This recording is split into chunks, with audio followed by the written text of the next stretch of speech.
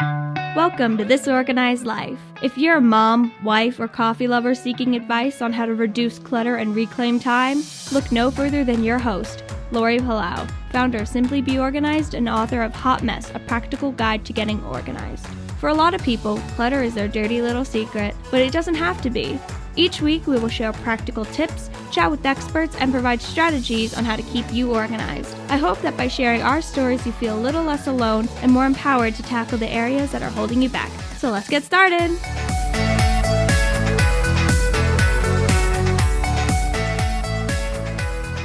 Hi, everybody, and welcome to our Thanksgiving episode of This Organized Life podcast. I am your host, Lori Palau.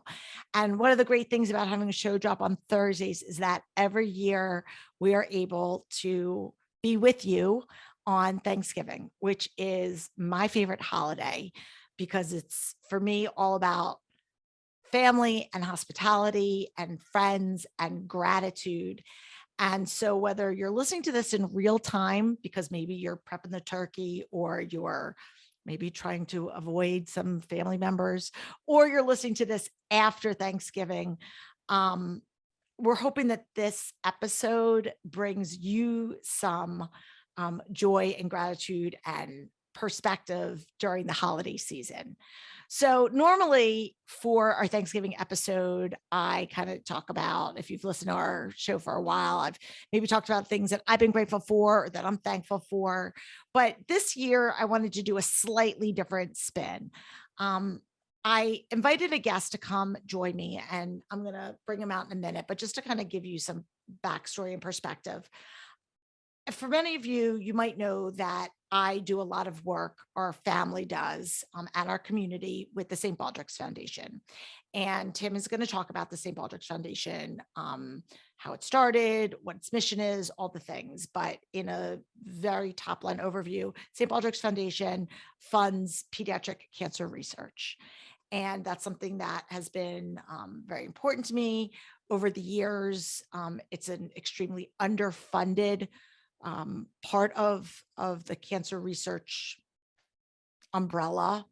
And unfortunately, I've had a lot of personal friends whose families have been impacted by losing kids to cancer.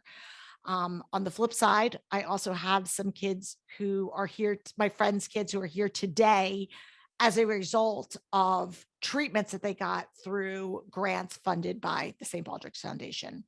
And so I wanted to invite my friend, Tim Kenny, who is the founder of this incredible organization, to join me to talk a little bit about his story, because I think we hear about all these amazing charities doing all the great work that they do, but we don't know the stories behind it. And so I have the unique privilege and opportunity to have a front row seat to some of the key leadership at the St. Baldrick's Foundation. And Tim graciously decided, or agreed, I should say, to join me today to just share his story and talk a little bit about what he and his wife, Jill, have done over the years to build this organization to where it is today and the impact that it has. And my hope for all of you listening out there is that it leaves you with, again, feeling of gratitude for the things that you have and the people in your lives, and empowerment for an inspiration to get involved in things, whether it's the St. Baldrick's Foundation, and we'll of course have links for that if that's something that you're interested in, or another organization that is near and dear to your heart, because it's giving of your time, of money. In St. Baldrick's Foundation, it could be of your hair. All of these things really are, at the end of the day, what makes our lives meaningful. So despite all the things that we talk about with organization and clutter, all of that to say, we want to leave a legacy of impact. And how can we do that? And Tim Kenny, my guest today, is certainly somebody who has done that. So without further ado, I'd like to welcome my guest for our special Thanksgiving episode, Mr. Tim Kenny, to the show. Welcome, Tim.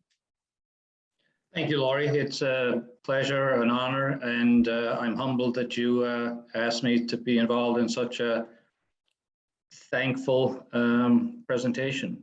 Well, I appreciate it. So I gave our listeners real top line, kind of very, very top line overview, but just in your own words, can you tell our listeners a little bit about you and who you are and kind of just give us your backstory? Well, that shouldn't take long. I grew up in Ireland, the oldest of six, small farm, relatively, I would say, poor. But that didn't stop us from having a great family and learned how to work hard on the farm. And long story short, I was the first person in my family to go to college, get a master's, get a CPA. And luckily I got a green card and had the good fortune to come to the US shortly thereafter. And that is one of the things I have been thankful for every day since I came here, because it is the greatest country in the world. I came here with $200 in my pocket, and the rest is kind of history. Started a few companies, ran a few companies, and eventually sold my company 3 years ago. And I guess I'm somewhat retired, other than St. Baldrick's keeps me fairly busy. I'm sure it does. And can you tell our listeners a little bit about what St. Baldrick's is and how it all came to be? Because I was going to say how you got involved in it was you probably, unbeknownst to you, started this massive foundation. So maybe you can walk us through a little bit about what you guys do and how it all even came to be. Because I know a bit about the origin story, but I think it's fascinating for our people to learn a little bit about the grassroots. It's actually quite simple and somewhat funny in a way. Back in July long weekend of 1999, I had played golf with a few friends, badly, might I add. And we were just hanging out in my backyard at the time. And, we had a few lemonades, a few wines, a few beers. And as the night went on, the three of us worked in the reinsurance industry downtown Manhattan. And I said, we're doing okay. We weren't printing money, but we were, when you come from nothing, we were doing okay. And I said, why don't we do something to give back? To say thank you for our good luck. So we kind of brainstormed a bit, and we came up with head shaving. We used to get together in a bar downtown Manhattan called Jim Brady's, and all we did was have a debaucherous St. Patrick's Day party. So we decided that following St. Patrick's Day, March 17, 2000, we'd get 17 guys, we'd get them to shave their heads, raise $1,000 on each of them, and we'd raise $17,000 on March 17. So we actually raised $104,000 in cash in the bar, and we didn't know what to do with the money. We wrapped it in a tablecloth and took it home. That's insane. Wait, yeah. I hope you didn't like take it on the subway. No. That was the night we needed a car service. But oh my so gosh. Then we had to figure out what we were going to do. We knew we wanted to do something for childhood cancer research, because we didn't want to do what kind of everyone else does, take care of families, et cetera, and all sorts of things. The head shaving was done in solidarity with the children who go through chemo, because children can be brutal, and kids who were losing their hair going through chemo, they get their ribbing at school, and kids can be cruel and kind, but so we found the National Childhood Cancer Foundation, and that was strictly research. So we started working with them for a while, and we weren't too happy actually with how things were going. So we set up St. Baldrick's, and St. Baldrick's is basically a portmanteau or putting together of two words, Bald and Patrick. So therefore St. Baldrick's. And people say, is there really a St. Baldrick's? I get it all the time. I get it all the time. I get people going, I don't want to donate to a religious organization. Yeah. And I'm just like, okay, it's not even a real word. It's a made up word, but yes, get it all the time. Yeah. So anyway, long story short, we fast forward, we're now in our 22nd year. We've had head shaving events in every state in the union and 28 countries. Before COVID, we were close to raising $40 million a year. And to date, we've raised over 465 million for childhood cancer research. We're the biggest funder of childhood cancer research outside of the government. And you mentioned about the level of funding as it relates to pediatric cancer and research. Pediatric AIDS gets 40 times the federal funding that we get, which is astronomical. It's because pediatric AIDS it's prevalent. You know, since we've been talking, probably 3 or 4 kids have already been diagnosed with cancer. So it's very important that we keep St. Baldrick's going, growing, and it's not just head shaving, as you know, it's golf outings, it's corporate founders. So yeah, we took a big dip with COVID. We went down to 25 million in 2020, went down to 15 million last year. We should be back to 25 or 6 this year, but we got to get back to at least 40 quickly. And our 5-year goal is to get to 100 million. And that's ambitious, but we started from zero. I think we can do it with the help of the communities that are involved and can be involved. Yeah. And what are the unique things? And obviously I know this, but maybe you could speak into that. What are the unique things about St. Baldrick's Foundation is, aside from your kind of lean administrative staff, all of the events, the money is raised through volunteer events that take place throughout the country. Right. How did you guys come up with that model? What did that, because that's what I do, is I stumbled into running an event in our community, and it has since become something that is like a staple of where we live, and people know that. And I'm like, oh, you're Lori from St. Baldrick's. Yeah. But I think that is also something that it is very community based. It is very local, personalized, and each event runs as its own kind of like little operating system that funnels into the bigger picture. Well, I think it started out from the first event being a so-called head shaving event. We weren't even calling it that. We said we're going to get 17 guys to shave their heads and raise $17,000. We didn't even give it a name, but it just snowballed. And that became the catalyst, I think, for the second event. It was in the bar. The third event was in the bar restaurant. And it just kind of, we didn't do any advertising other than word of mouth. And we would, anytime I went on a business trip or anytime I met anybody, I would tell them about St. Baldrick's. Because, the best contractors you hire is the ones you get through word of mouth, not from, the yellow pages or whatever. So, we went from 1 event to 2 events to 10 events to 20 events to 30 events. And as you said, they're unique to each event. Like, it's not like do whatever you want, but there's certain rules and regulations that have to be followed, whether it's insurance or things like that. But it really was a community event. Like, we started this on I lived in Long Island at the time in Northport, and I think they came on board about 2 years, 3 years later, and all of a sudden it became St. Baldrick's Day. It actually got declared St. Baldrick's Day. And one of the things we have that too. We call it St. Baldrick's Day. Yeah. So I go, happy St. Baldrick's Day. That's what we do. Yeah. Absolutely. Like, even in Syracuse, where Kitty Hoynes, Syracuse becomes St. Baldrick's Day. They have a parade for St. Baldrick's, and they end up at this bar and they raise about $500,000. It's crazy. So it was kind of a domino effect, Lori, and without much marketing, to be honest. Like, our website is kind of our operating system, our marketing tool. We've done advertising campaigns. We try to get them all done pro bono because we don't like to spend money that could be spent on research.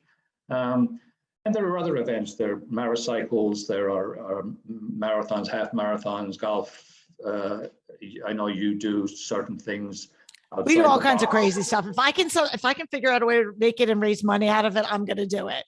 But that's the beauty of it. I do want to talk about, because you bring up a really good point, and that's part of the reason why I also wanted to selfishly have you on, to just give a bigger platform for people to learn about the foundation, is there's a lot of organizations out there, a lot of charities that spend a lot in advertising and are more household names. And I know when we first started and we brought St. Baldrick's to our community, aside from the handful of people who unfortunately were recipients of grants, if they were outside of that cancer world, they didn't really know about St. Baldrick's. They were like, I donate to St. Jude's and I donate to Children's Hospital of Philadelphia because, we live in Philadelphia, and all great organizations. But what people didn't realize is that St. Baldrick's funds grants for all of those institutions.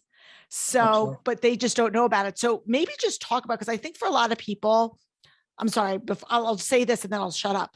A lot of people, there's so many organizations and they don't know who to donate to, where the impact of their money is really going.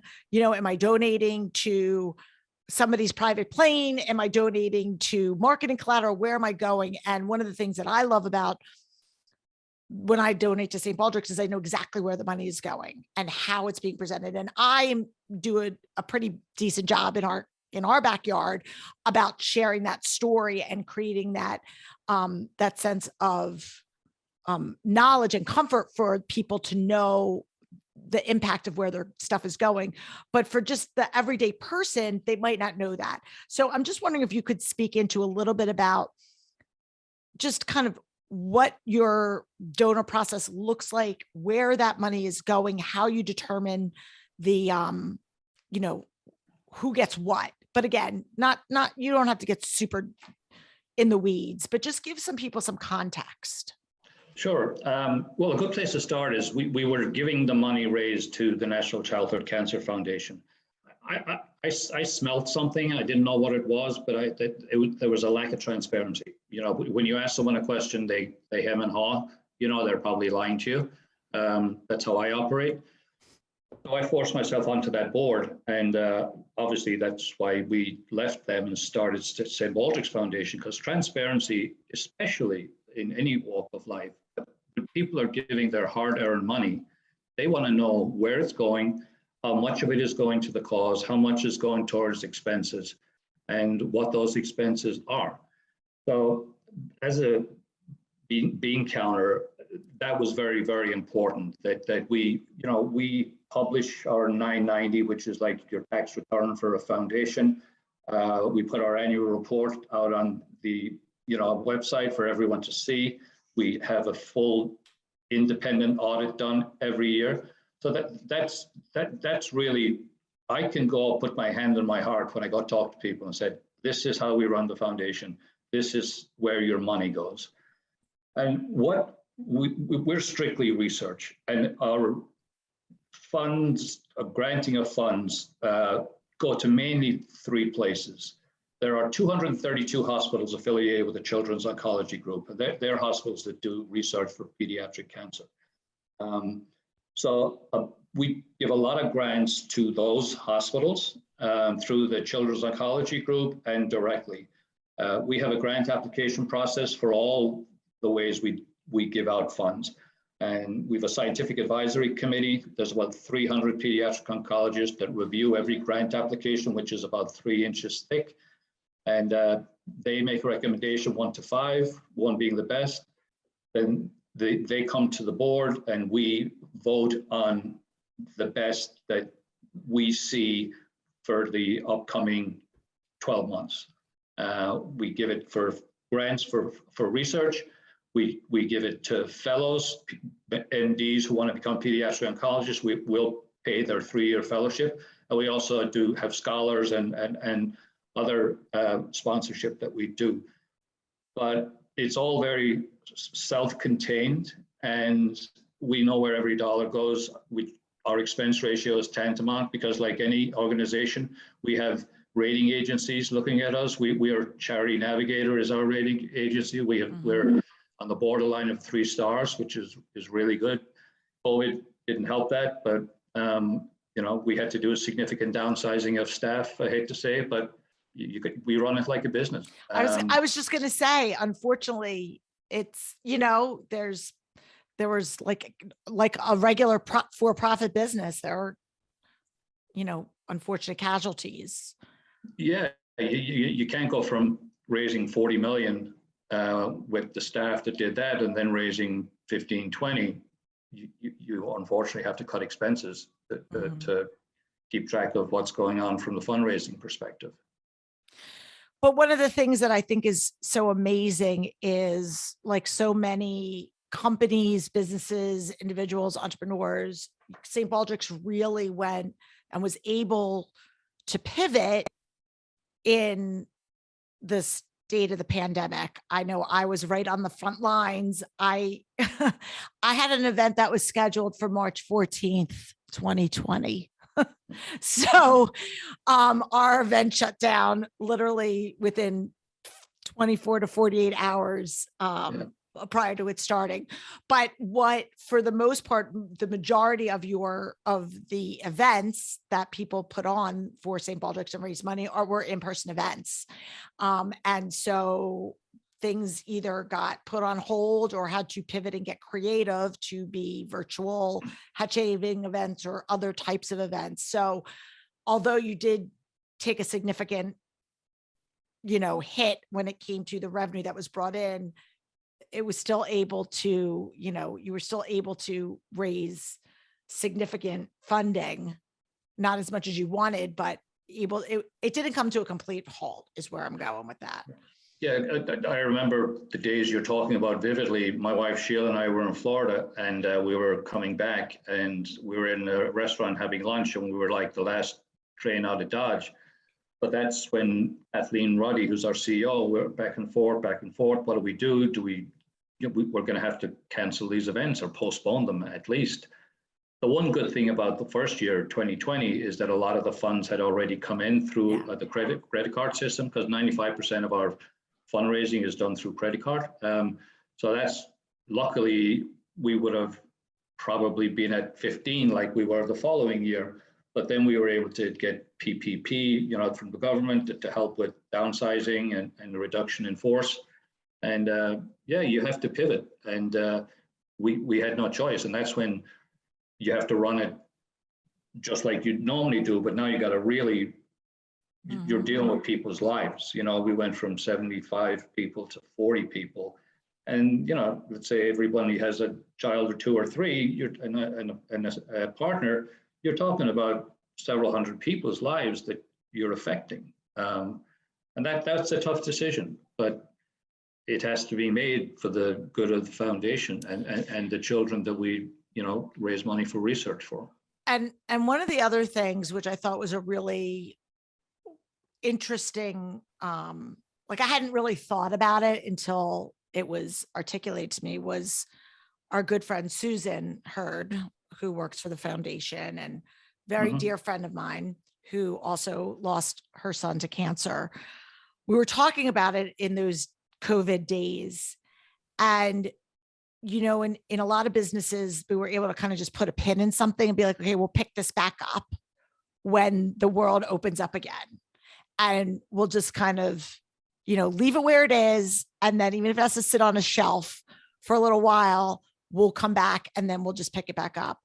In the world of research, especially in the type of research that you guys are doing, it doesn't work that way. When things are, there's a shelf life literally for how things are going. And if these grants that you had already committed to funding were not able to be followed through, you're talking about actual, like, going back to the beginning, going back to scratch. And these were literally kind of life and death. Like, imagine a family that's like waiting on a clinical trial for their kid.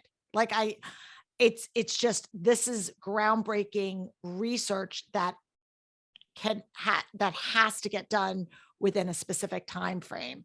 And so you had a very, very delicate situation that you had to navigate. And so that must have been just incredibly, incredibly challenging. It was, but a lot of us are business people like yourselves, so we've kind of been there, done that with corporations, and a foundation is a corporation. It's just got a different vision and a different mission. And the toughest thing is that we always keep a certain amount of working capital for the rainy day, so to speak. We only give away what we have. We don't go into the red. We don't go run a deficit. We always for within a 12-month period, we're always solvent, and we're always in a position that we can commit to the grants that we're going to commit to. We had to reduce the grants. Obviously, if you've got 40 million to give away versus 25 versus 15, but we were still able to keep, giving grants to the grant applicants. Our biggest issue was controlling expenses. Because if you again, going back to what we talked about earlier, if you don't have the revenue, you can't give it away. So it was tough, but we got through it. The good thing is we used to have virtual events on a very small scale, probably starting about 10 years ago. So it wasn't that big, a huge step to start virtual events. And we raised 15 million doing virtual events, which, yeah, it's not 40, but it allowed us to keep research going, and we knew we would come out at the other end by, cost cutting and getting back to, and it's not just, as head shaving events. There's what probably 92-3% of all our funds raised come from head shaving events. And they're coming back. What's scarier right now is what's going on in geopolitical issues, whether it's midterms, whether it's Russia, whether it's Ukraine, inflation, disposable income, they're all things that we have to think about as a foundation. Like, how do we project and budget or reforecast, not knowing what's going to happen? You can surmise what's going to happen, but you can't manage an organization like St. Baldrick's without taking all those things into consideration. Like, we got out of the equity market, thank God, just before COVID, and we made $1 million of capitalized gains. We put it into cash, and now we're getting 3.5% on that, which is, it's not chump change. It's $500,000 a year, which we wouldn't have had if we didn't make a good investment choice. So, and I think one of the things that I personally love about the St. Baldrick's Foundation is the fact that there are so many different ways that people can get involved. And for us, and this is sort of kind of my call to action for all you guys out here to think about is, so everyone looking at me on YouTube, not shaving my head, haven't shaved my head. There might come a time where you could put a real big bounty on this head and I will shave it. Is that a challenge? I don't know. I'll volunteer to take it as a challenge. Okay. So I'm like, my heart's starting to palpitate really fast. But what I love about it, and we did this in our community, that is, I said, listen, I love the head shaving because it's what St. Baldrick's, how it started. It's kind of your origin story. It's a way for kids to show solidarity. And in our case, we had kids that were actively going through treatment, so they were able to be there as a buddy for their friends. But not everybody wants to shave their head. And I said, that's okay. We can raise money lots of different creative ways. So we have a carnival. We do 3v3 basketball. We have a silent auction. We do this year we did a bar crawl. So we did a bunch of our local bars, and people signed up, and we called it Bars for Baldricks. And so there are all of these other ways that you can. Our high school students do a pie a teacher contest during Spirit Week. So you can get people involved and passionate about doing things with really minimal investment. And you don't have to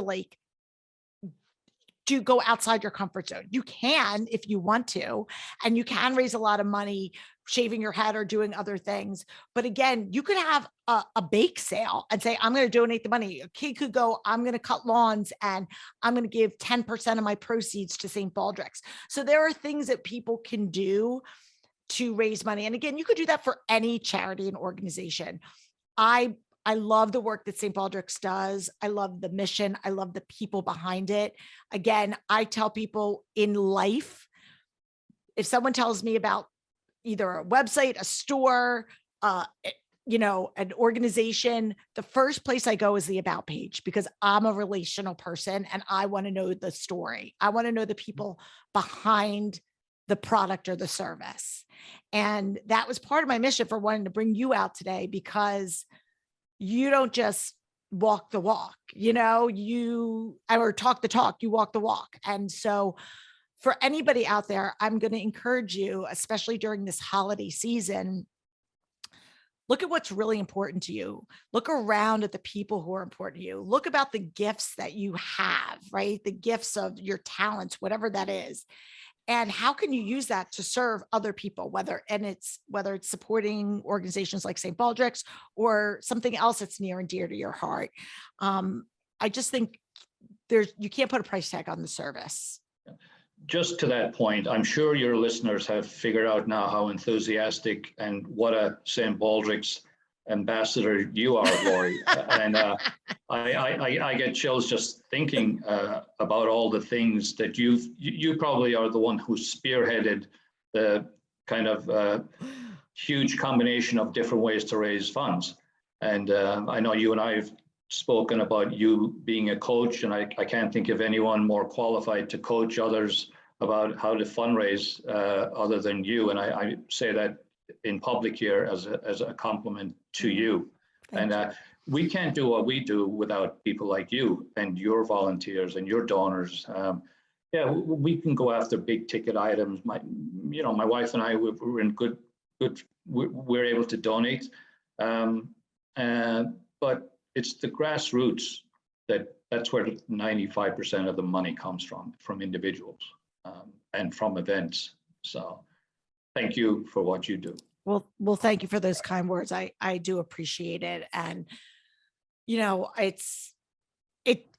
takes a village. And I want anybody listening out there, whether you are interested in maybe starting a St. Baldrick's event in your neck of the woods, or if you are interested, if you're a corporation, you're looking to do corporate sponsorships or get behind somebody or support our event, let us know. We're going to have links to all of this in our show notes on our podcast page, ways to connect up with me, of course, because I would love nothing more than to help continue grow the legacy that you've already started, for sure, with St. Baldrick's. And I've been able to reap the benefits by watching the kids that were elementary school kids that are now in college and graduating college, that they grew up with St. Baldrick's in our community and then went to college and got involved at a local chapter there. And then they went out and now they're volunteering and doing stuff, and they understand not only about service, but what questions to ask about where does your money go? What are you doing to support these? So they're able to ask educated questions. And my mission with these young kids is just leading by example and showing up and showing that there's so many different ways. And my husband, who's a big head shaver for St. Baldrick's and has been for some time, some of the most meaningful donations he gets when he does his social media outreach is when my kids' friends in college send him $10, $20. Yeah. And that's an excellent point, Lori. People will say to me, well, if I have an event, I don't think I can raise more than 2,000. I say, if you raise $1, $1 is better than no dollar. So there are no small donations. Every donation adds up. 10 ones is 10, 10 tens is 100, and 10 hundreds is 1,000. And that's how you grow. So it's very important that your listeners know that just because you can't have an event that will raise, $200,000 or $300,000 doesn't mean you should have an event. Absolutely. My first event, and I had no idea what I was doing. Our first event raised $29,000. I had to set a goal of 30, which I pulled out of my head. I was like, I don't know where. Yeah. And I was so annoyed that we were so close. We didn't. And next year, our friend Susan said, you should set a goal at 50,000. And my heart started racing. And every year we've continued to raise the bar, and we've been able to make a significant impact. I'd like to think, our I think community. you've either shout surpassed, out, you've shout never out. surpassed. We've raised over, I think it's close to $1.4 million. I think our little town over the past 8 years. And again, this just started with wanting to support a couple of our local friends whose kids were undergoing treatment, and what can we do to make a difference? And now it is something that even during COVID, kids looked like they were so sad that they didn't have it, but we had virtual and they couldn't wait. Last year we had a big, in-person event, and it was amazing. And so there are little things that everybody can do out there. So just think about it when you're feeling overextended and you're thinking about all the day-to-day stuff that you have to be doing. There are things like this that really can make a difference in your life. And so thank you, Tim, for all that you do. It's a pleasure. Before we leave, everybody, give them what's the best place for them to go if they want to get involved, if they want to learn more. I'll of course have links to our personal stuff, but tell them where they should go. Well, the best place to start is our website, stbaldricks.org. And it's a very, I know every website has its issues, but I think it's a very good place to start, and it will take you wherever you want to go. And but also, check around your own locality. I know there was a time when we'd have St. Baldrick's posters up all over little towns, so just keep your ear to the ground. And the good thing is, like, I get on planes now with my green bracelet, and people say, "Are you St. Baldrick's?" Yeah, I said, I'm kind of involved. Yeah. Hey, here we go, people. My green bracelet's always on. Yeah. It's always on. So yes.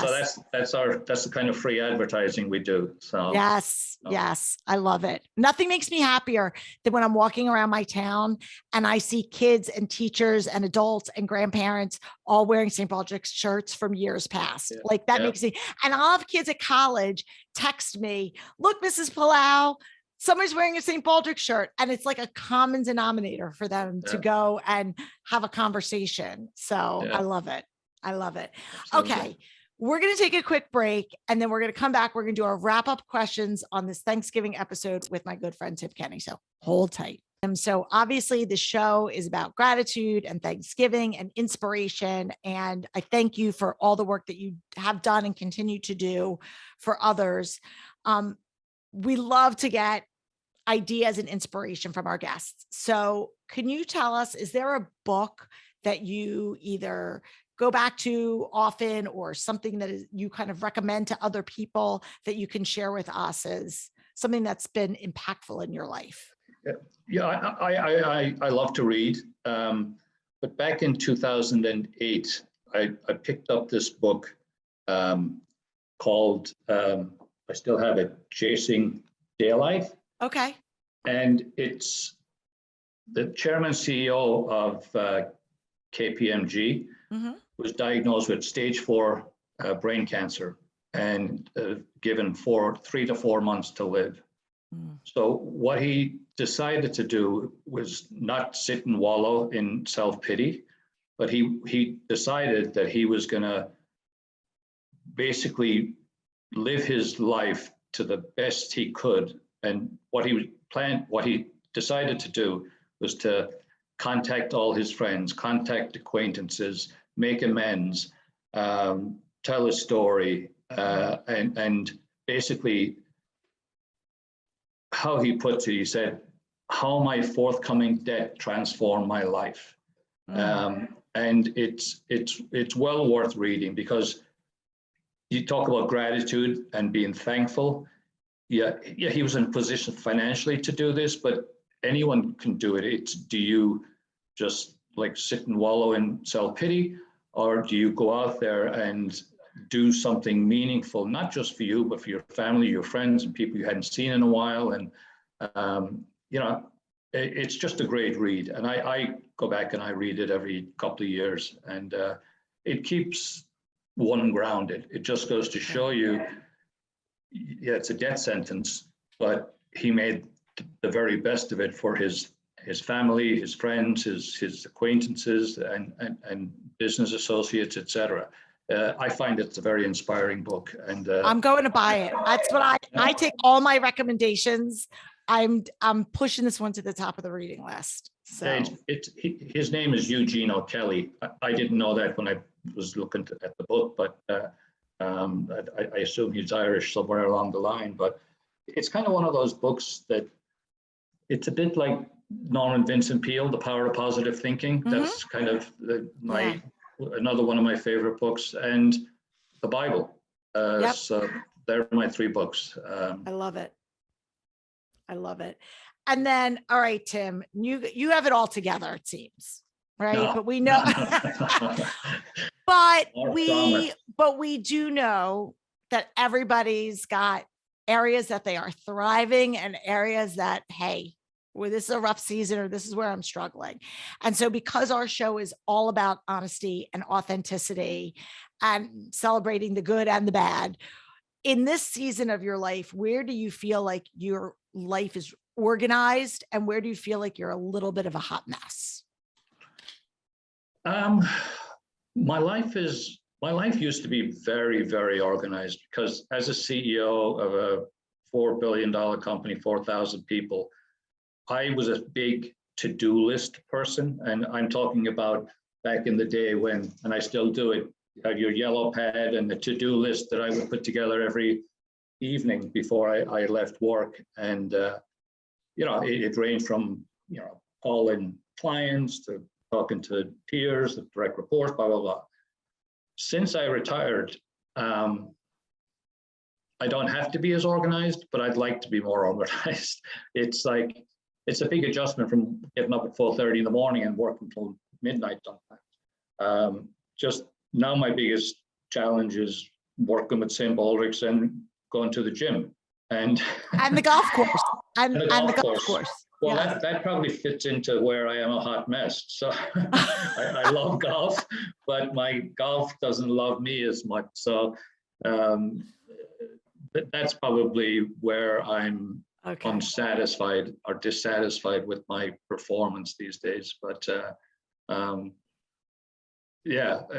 right, Tim, you got to time block some more practice on the golf course. I know.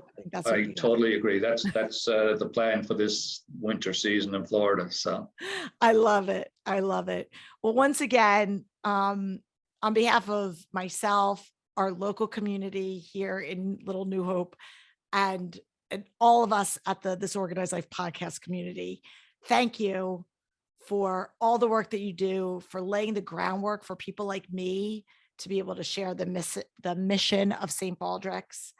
And thank you for continuing to inspire hope and truly save lives. And the work that you're doing really is.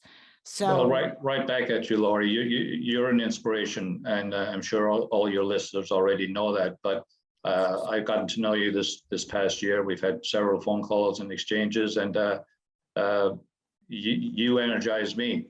So and I'm sure you do that for everyone else as well. And thank you for what you do for St. Baldrick's and everyone else. Well, and guys, again, it's Thanksgiving Day. We got Giving Tuesday. That's going to be coming up in a couple of weeks. There's always a good time to get involved, right? There's never this perfect time. You can always do something. So I'm going to encourage you guys to get involved one way or another, learn a little bit about our organization, and please be grateful for your family, your friends, And I'm grateful for you. Until next week, I'm Lori Palau. Peace out. Happy Thanksgiving. Happy Thanksgiving. Thanks for tuning in. If you like this episode, please spread the love and share it with your friends. And if this is your first time joining us, make sure to click the subscribe button wherever you are listening so you never miss an episode. And while you're there, please leave us a review so other people know that our show is worth the listen. You can also find us on YouTube and Instagram at This Organized Life Podcast. And if you'd like to connect with us, you can head on over to our website at simply the letter B like boy organized.com, which is filled with tons of resources, including free downloads, checklists, links to our amazing organizing partners, and all of our digital offerings. I'll see you next week for another episode of This Organized Life.